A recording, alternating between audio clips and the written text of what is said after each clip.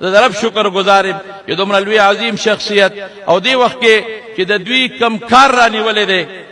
او د امت مسلمه د دفاع لپاره او د اسلام او حقانی اسلام د دفاع لپاره چې دی کم کار شروع کړی دی او یو لوی طاغوتی طاقتونو سره چې هغه يهود دي هنود دي او بالخصوص دلته کې چې کم اغیار زمونږ په دې ملک کې کم باطل سوچ لري باطل فکر لري داغي د پاره په میدان کې ډکټر یو عظیم مجاهد او عظیم هستی نن قائد جمعیت ته الحمدلله نن چې دوی کم کار نیولې ده په دې صدې کې دا شکار بل څوک نشي کوله په دې صدې کې د دومره مضبوطو قوتونو مقابله دی رانیولې ده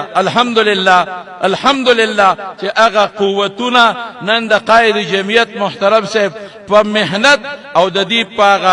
کوشش سره هغه الحمدلله پسپا روان دي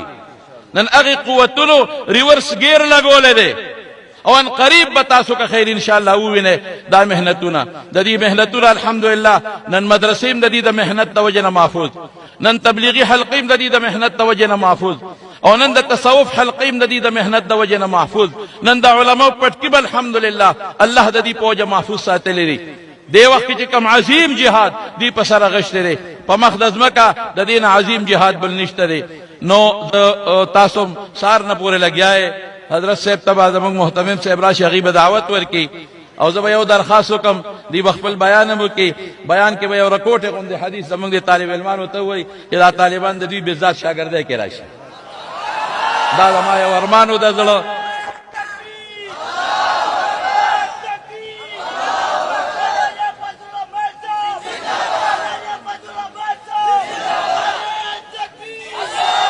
دا یو خبر ادي مخ کې एकदम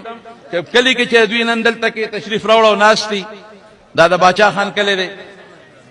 او زه به دا دوی ته یو خبره ښکاره کم چې مخامخ زمونږ د علوم نعمانیه چې کم سړک نه پورې غاړه ده چونکې ځای تنګ والته کې مونږ جلسه نشوه کولی دلته م راوړله نو دا هغه جومات دی چې باچا خان دلته کې کومه لومبۍ اسلامي مدرسه جوړه کړې وه نو آغاز یې د دې جومات نه کړی د باچا خان لومبۍ اسلامي مدرسه دقه ځای نه بنیاد ایښودی دی او داغه وخت لوی اجله علما مولانا محمد اسرائیل صاحب مولانا عبدالجلیل صاحب دا اکابرین هغه سره مرګریو بیا هغه د خپل تحریک آغازم د دقه مدرسې نه شروع کړی دی او نور خو هغې دي ته پته ده نو دا یو تاریخي حیثیت لري خوا کې په ګوند کې مخامخ زمونږه د باچا خان کورم ښکاري د ولی خان دي زوړ کورم ښکاري د غني خان دي زوړ کورم ښکاري مقبرې شاته